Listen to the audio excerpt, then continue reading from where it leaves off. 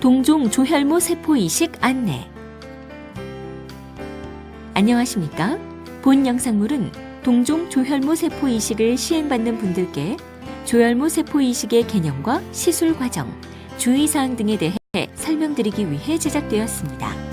이어지는 내용을 참고하셔서 안전하고 성공적인 시술이 이루어질 수 있도록 협조해 주시기 바랍니다.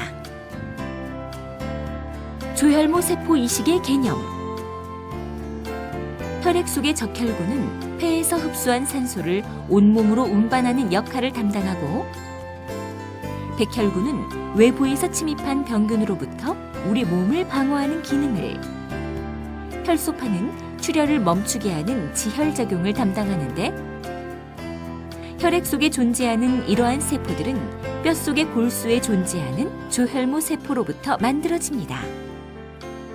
백혈병의 경우처럼 골수 내에 조혈세포에 이상이 발생하거나 항암치료나 방사선 치료 등에 의해 골수 내에 조혈세포가 파괴된 경우에는 혈액 내의 세포들이 정상적으로 만들어지지 못함으로 인해 빈혈이 발생하거나 면역력이 약해지고 피가 잘 멎지 않는 등 심각한 문제가 발생합니다. 조혈모 세포 이식이란 이처럼 이상이 발생하거나 파괴된 조혈모 세포를 대신하기 위해 건강한 조혈모 세포를 이식해주는 치료 방법이며, 과거에는 이식받을 조혈모 세포를 다른 사람의 골수에서 채취했기 때문에 골수 이식이라고 불렸으나, 현재는 제대혈이나 말초혈액 등에서도 조혈모 세포를 채취하기 때문에 조혈모 세포 이식이라는 용어가 사용됩니다. 조혈모 세포 이식을 시행하면 강력한 항암 치료에 의해 골수가 손상되더라도 건강한 조혈모 세포를 이식하여 골수의 조혈 기능을 회복시킬 수 있기 때문에 통상적인 항암제 용량보다 더 강력한 항암 치료를 시행할 수 있으며, 결과적으로 암의 완치율을 높일 수 있습니다. 마치 혈액형이 맞는 혈액만 수혈할 수 있는 것처럼 조혈모 세포 또한 HLA 타입이라고 부르는 조직적합 항원이 일치하여야만 이식할 수 있습니다. HLA는 A, B, C, DR 등이 있으며 부모로부터 하나씩을 물려받기 때문에 일란성 쌍둥이의 경우는 HLA 타입이 완벽하게 일치하지만, 형제 자매의 경우 HLA 타입이 일치할 확률은 25% 정도입니다. 한편 혈연 관계가 없는 사람에서 HLA 타입이 일치할 확률은 수만 분의 1 정도입니다. 조혈모 세포 이식은 출생 시 보관해둔 본인의 제대혈이나 본인의 말초 혈액에서 채취한 조혈모 세포를 이식하는 자가 조혈모 세포 이식과, 형제자매나 혈연 관계가 없는 다른 사람으로부터 HLA 타입이 일치하는 조혈모 세포를 제공받아 이식하는 동종 조혈모 세포 이식 등으로 구분됩니다. 이식 전 준비 과정. HLA 타입이 일치하는 기증자가 확보되어 동종 조혈모 세포 이식이 결정되면 다음과 같이 이식을 준비합니다. 이식 전 건강검진. 이식받을 환자의 건강 상태를 확인하기 위해 혈액검사, 소변검사, 심전도 및 심장 초음파 검사, 폐기능 검사, 각종 방사선 검사 등과 함께 이비인후과 검진, 치과 검진 등을 시행하고 이식 전에 필요한 치료를 완료합니다.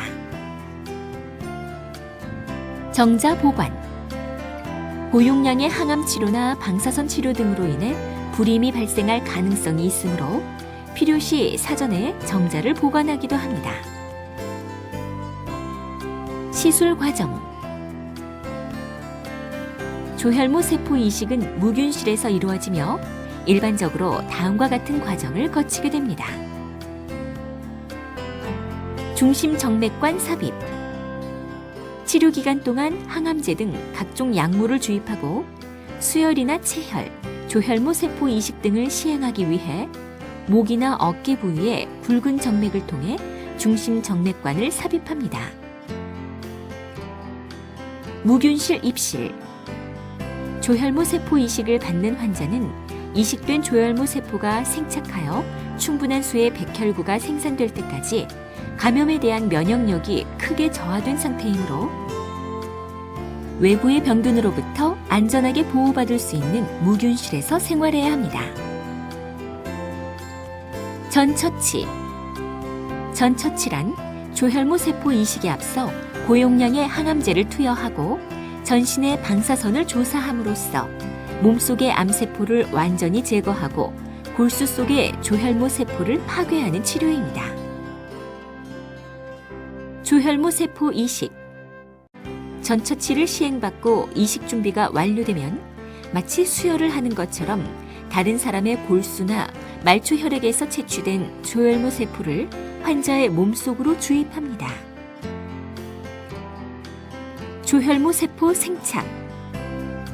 환자의 몸속으로 들어온 조혈모 세포는 혈관을 따라 골수 속으로 이동하여 자리를 잡은 다음 적혈구나 백혈구, 혈소판 등 혈액 속의 세포 성분을 생산합니다.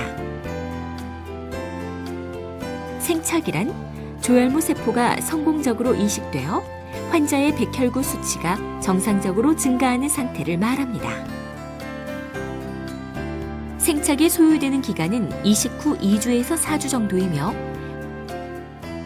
환자의 백혈구 수준이 충분히 회복되고 별다른 문제가 없는 경우 환자는 무균실에서 퇴실하여 일반 병실로 옮기게 됩니다. 한편 백혈구 수치의 회복에 비해 적혈구와 혈소판 수치의 회복은 더디게 일어나므로 부족한 적혈구와 혈소판을 보충하기 위해 필요시 수혈을 시행하기도 합니다. 이식 후 치료 과정. 일반 병실로 돌아온 후 특별한 부작용 없이 골수의 조혈 기능이 잘 회복되면 환자는 집으로 퇴원합니다. 퇴원 후에는 정기적으로 병원을 방문하면서 진찰과 혈액 검사, 골수 검사 등을 통해 신체 상태와 질병의 재발 여부 등을 추적 관찰합니다. 시술의 합병증과 부작용. 조혈모 세포 이식의 합병증과 부작용은 크게 전처치를 위해 시행된 고용량 항암 치료와 전신 방사선 치료로 인한 부작용과 다른 사람의 세포를 이식함으로써 발생하는 면역학적 부작용으로 구분될 수 있습니다. 전처치에 의한 부작용. 골수 억제. 전처치로 인해 골수가 파괴되면 적혈구, 백혈구, 혈소판 등이 감소하면서 빈혈이 발생하거나 감염 또는 출혈의 발생 위험이 높아집니다. 장기 손상. 항암제를 포함 치료 과정에서 투여된 약물 등에 의해 다양한 중추신경계 또는 말초신경계 부작용이 발생하거나 신장과 방광, 간, 폐, 심장 등의 장기가 손상될 수 있습니다. 점막염. 구강 점막이 손상되면서 입안이 헐고 통증이 발생할 수 있으며 장 점막이 손상되어 복통, 설사, 혈변 등이 나타날 수 있습니다. 과민 반응. 치료 과정에서 투여된 약물 등에 의해 가려움증, 발적 등이 나타날 수 있으며 드물게 쇼크 등 심각한 과민 반응이 발생할 수도 있습니다. 기타 부작용. 치료를 위해 투여한 항암제나 방사선에 의해 또 다른 암이 새롭게 발생할 수 있으며 생식세포가 손상되어 일시적 또는 영구적인 불임을 유발할 수 있고 어린이의 경우 성장과 발육에 부정적 영향을 미칠 수도 있습니다.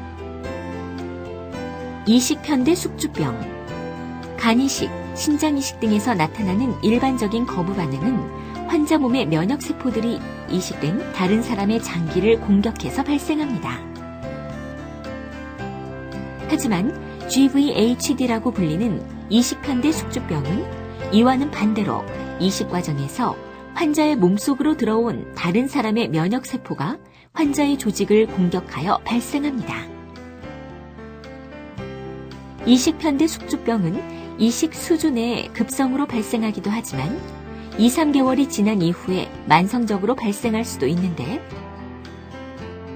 발열이나 발진, 황달 등 간 기능 이상, 구토, 설사, 복통 등 소화기 증상, 적혈구, 백혈구, 혈소판 등이 모두 감소하는 범혈구 감소증 등 다양한 이상 증상들이 나타날 수 있으며 드물지만 일부 환자에서는 치명적인 결과를 초래하기도 합니다.